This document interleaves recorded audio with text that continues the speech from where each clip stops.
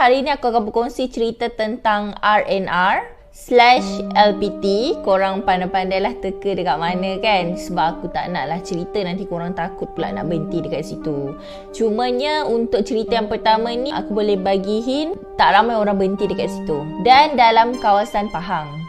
Dalam perkongsian dalam blog, ada satu pengguna ni, dia menceritakan pengalaman dia dan kawan dia masa dia nak balik kampung daripada KL ke Kuantan. Jadi macam yang korang tahulah ataupun yang tak tahu, perjalanan daripada KL ke Kuantan mengambil masa 4 jam kalau lalu highway. Masa dalam perjalanan tu, Ain dan Pika bukan nama sebenar. Mereka gerak daripada KL ke Kuantan lepas solat maghrib. Selepas 2 jam, mereka berdua mengambil keputusan untuk berhenti dekat RNR untuk pergi ke toilet dan solat isyak. Keadaan RNR yang begitu sunyi dan lengang yang memang jarang orang berhenti dekat RNR tu membuatkan Ain tanya dekat Pika, kenapa kau berhenti dekat sini? Kenapa kau tak berhenti dekat satu lagi RNR tu? Sebab RNR tu memang ramai orang berhentilah kat situ kan. Jadi Pika pun katalah yang dia terlepas pandang dekat RNR tu. Dia tak perasan pun RNR tu ada dekat situ kan. Jadi dia pun teruskanlah perjalanan dia dan berhenti dekat RNR yang ini. Jadi Ain pun malaslah nak ambil pusing kan. Dia pun mengiyakan je lah. Lepas tu dia pun cakap dia nak pergi ke toilet. Lepas tu dia nak solat. Jadi dia pun nak ajaklah Pika sekali untuk pergi solat sama-sama. Tetapi Pika cakap tak apalah, dia tunggu dalam kereta je. Sebab dia cuti. Dia tak boleh nak solat. Jadi Ain pun pergilah seorang-seorang. Jadi masa Ain masuk ke dalam surau tu, dia ada nampak ada seorang nenek tua pakai telekung duduk dekat hujung surau tu. Ain pun berbasa-basi lah. Dia pun bertanya pada nenek tu, Nenek dah solat ke? Kalau belum solat, jomlah kita solat sama-sama.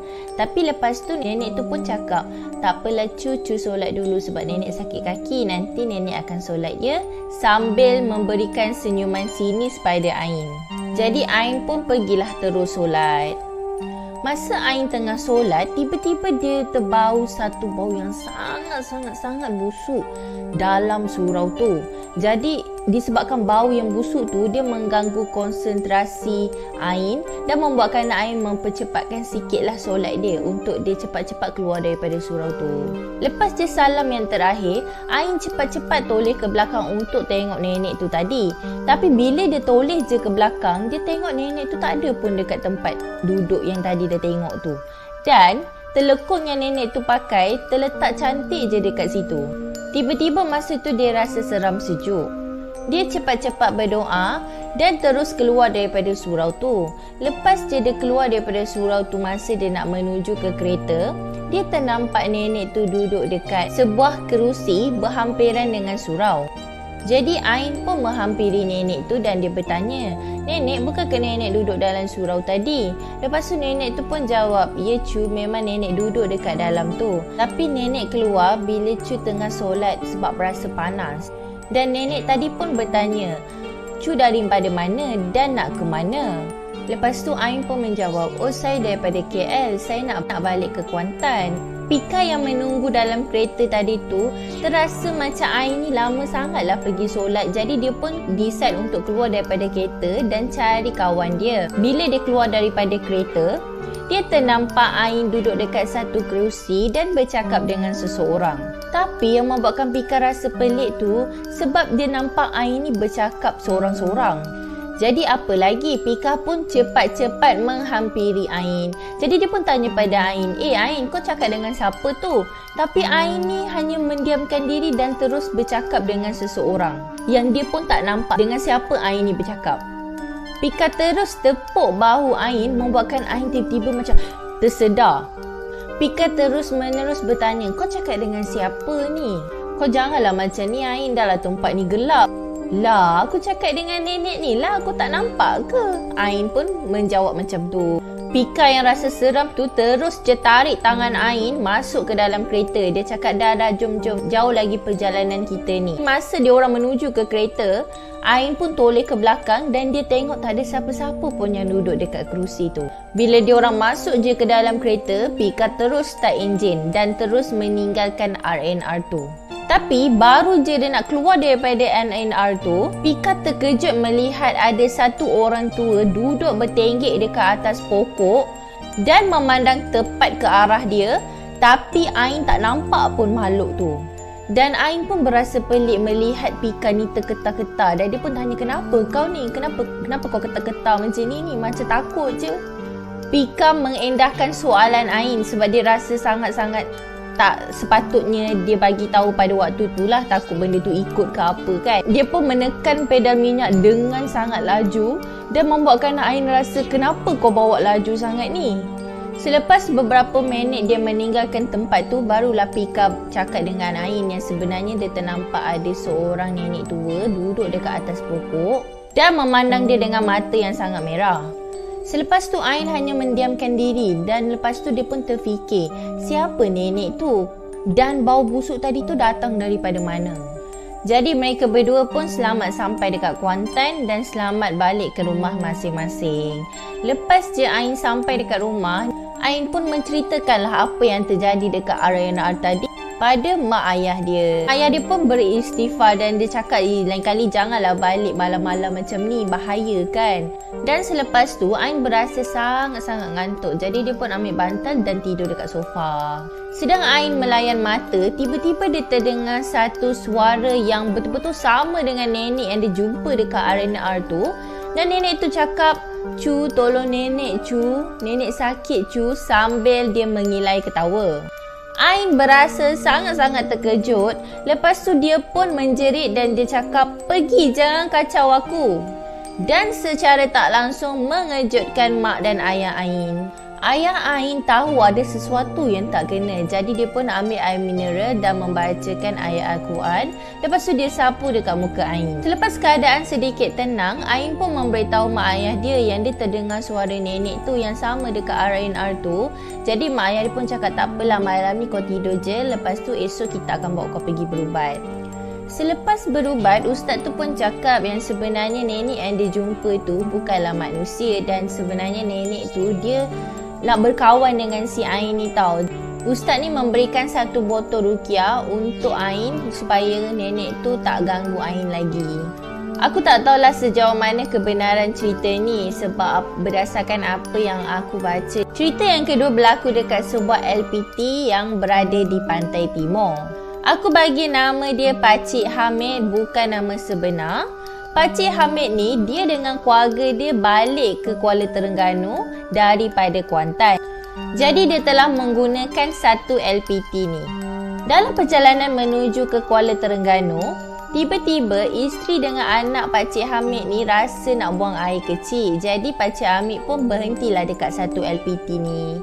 Suasana dekat sekeliling sangat sunyi sepi dan lampu-lampu yang dipasang pun agak samar-samar membuatkan keadaan sekeliling tu tak nampak dengan jelas. Selepas 3 minit berlalu, isteri dengan anak dia pun kembali masuk ke dalam kereta. Jadi tanpa banyak bicara, Pakcik Hamid pun memulakan perjalanan dia. Tapi masa tu dia tengok jam menunjukkan pukul 10.30 malam. Dalam perjalanan, Pakcik Hamid pun bertanya dekat isteri dia, kenapa tak panggil abang tadi? Air dalam tandas tu laju tak? Tapi yang peliknya, isteri dia ni tak jawab apa-apa pun, diam 1000 bahasa. Isteri dia mendiamkan diri sambil memandang tingkap kereta. Dalam keadaan yang sunyi sepi tu, tiba-tiba telefon Pakcik Hamid berbunyi. Pakcik Hamid pun tengok dan dia pelik, dah kenapa isteri dia call dia? Dan dia terus menoleh ke arah isteri dia. Dan bila dia tengok, tak ada siapa-siapa pun yang duduk dekat situ. Jadi dia pun menjawablah panggilan tu. Dan isteri dia pun cakap, abang kat mana ni? Kenapa abang tinggalkan kami dekat sini? Isteri dia tanya macam tu. Jadi apa lagi, dia terus je patah balik dan ambil isteri dengan anak dia tadi. Jadi korang hati-hatilah kalau korang nak pergi mana-mana. Pastikan yang ahli keluarga korang ke, siapa-siapa lah, mak ayah korang ke, isteri korang ke, suami korang ke, anak korang ke, saudara mara korang ke, pastikan yang tu betul-betul mereka lah. Okey, cerita yang ketiga berlaku dekat LPT Pantai Timur juga. Tapi macam biasalah, korang teka sendiri dekat mana LPT tu. Ada sepasang suami isteri ni dan juga anak-anak dia balik ke kampung daripada Marang. Macam biasalah, aku bagi nama dia Harun dan juga Ita, bukan nama sebenar. Dalam perjalanan, Ita pun memulakan perbualan. Dia pun cakap dengan Harun, iaitu suami dia. Dia kata, sunyi kan highway ni bang, tak ramai orang guna kan. Jadi Harun pun menceritakanlah kes kemalangan yang berlaku dekat LPT tu, termasuklah kes harimau kena langgar. Jadi Ita pun cakap memang hutan dekat sini tebal kan, sampaikan harimau pun masuk dalam highway. Jadi Harun pun cakap, itulah kena hati-hati. Tak boleh cakap besar dan tak boleh cakap pelik-pelik ke atas highway ni. Ita pun memusingkan kepala dia ke belakang dengan tujuan dia nak ambil air. Lepas tu dia pun cakap dengan suami dia, abang ada letak air ke kat belakang seat ni? Dan Harun pun menoleh sekejap ke belakang untuk melihat apa yang isteri dia cakapkan tu. Bila Harun pusing balik ke depan dan dia sangat terkejut dan dia hanya mampu mengucapkan perkataan Allah. Dan dia terus je diam.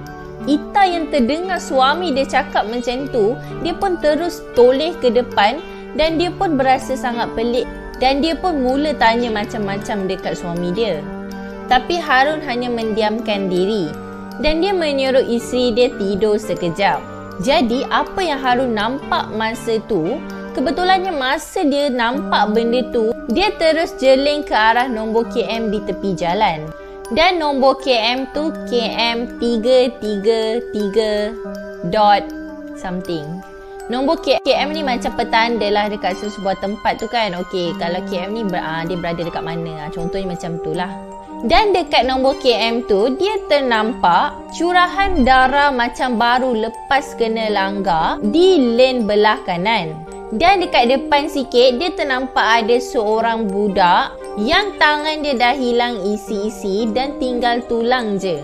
Dan yang mengerikan, kepala dia berada dekat bawah divider.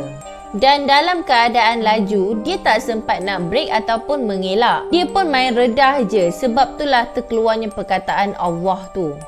Dia ingatkan masa tu je dia terkena. Tapi rupa-rupanya bila isteri dia dah terlena dekat sebelah, dia dapat rasakan ada sesuatu dekat sebelah tingkap dia tu. Tapi dia tak nak toleh lah sebab dia rasa takut kan. Dan dia asyik pujuk hati dia yang tu hanya mainan perasaan dia je. Dan masa dia tengah memandu, dia ternampak ada cahaya sama dekat belakang kereta dia. Jadi dia pun tengoklah melalui side mirror tu.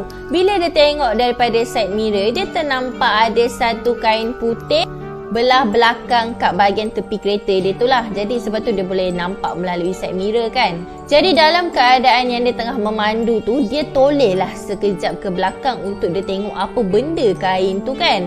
Apa benda yang dia nampak tu. Tapi masa dia tengah toleh tu, dia dapat rasakan tudung isteri dia ni betul-betul dekat sebelah dia tau. Jadi dia pun paling semula ke hadapan. Dan dia menoleh lagi sekali ke belakang. Pada waktu tu dia nampak lagi yang tudung tu betul-betul dekat tepi telinga dia ni. Jadi bila dia toleh semula ke depan, dia tengok isteri dia tengah sedap tidur. Dia rasa tak logik lah sebab isteri dia tengah sedap tidur dekat situ kan. Bila masa pula tudung tu betul-betul kat sebelah telinga dia kan. Lepas tu tudung tu pula seolah-olah macam tengah tenung dia. Semasa dia tengah memandu tu, sepanjang highway tu, dia ternampak ada satu tumpukan darah macam benda baru kena langgar di sepanjang perjalanan dia tu. Sampaikan mata dia ni pun dah nampak merah je sepanjang jalan. Jadi sebabkan dah tak tahan dengan perasaan takut tu, Harun membuat keputusan untuk mengejutkan isteri dia, Ita, untuk bangun dan temankan dia. Jadi bila Ita bangun, Ita pun tanya dekat Harun, dekat suami dia lah. Dia pelik lah, dia tanyalah macam-macam dekat suami dia. Lepas tu Harun malas nak jawab, Harun cuma cakap takut, itu je. Dan Ita ni macam tak puas hati dengan jawapan suami dia. Jadi dia pun tanya lagi, abang takut apa? Tadi abang nampak apa? Ita cakap macam tu kan. Lepas tu Harun pun balas lah, abang takut temankan abang ya. Jadi untuk menghilangkan rasa bosan tu, Ita pun mengajak Harun berborak-borak. Tapi Harun tak berapa nak respon sebab dia tak berapa fokus pun. Lepas tu dia pun tanya dekat Ita, ayang tengok jalan tan ni warna apa? Lepas tu Ita pun cakap lah, kelabu lah bang. Kenapa? Harun terus diam. Lepas tu Harun pun cakap dengan Ita, lepas ni abang nak ayang tengok je jalan tan ni ya. So dalam masa 5 minit tu, isteri dia fokus lah tengok dekat jalan tu kan. Lepas tu tiba-tiba timbul lagi tumpukan darah yang seterusnya. Jadi Harun pun terus cakap dengan Ita, ayah nampak apa dekat atas jalan ni? Lepas tu Ita pun rasa pelik. Nampak apa bang? Sama je jalan tar ni. Ita cakap macam tu. Harun pun mengalah. Harun cakap tak apalah, sayang jangan sambung tidur lah, temankan abang sebab abang takut. Dan perjalanan mereka pun selamat sampai ke destinasi. Dan selepas tu baru Harun ceritakan dekat Ita apa yang dah berlaku sepanjang perjalanan tadi tu. Harun pun Google dan terjumpa berita pasal kemalangan dekat KM 333 tu kan. Dan ternyata memang ada aksiden yang berlaku dan aksiden tu berlaku pada waktu pagi.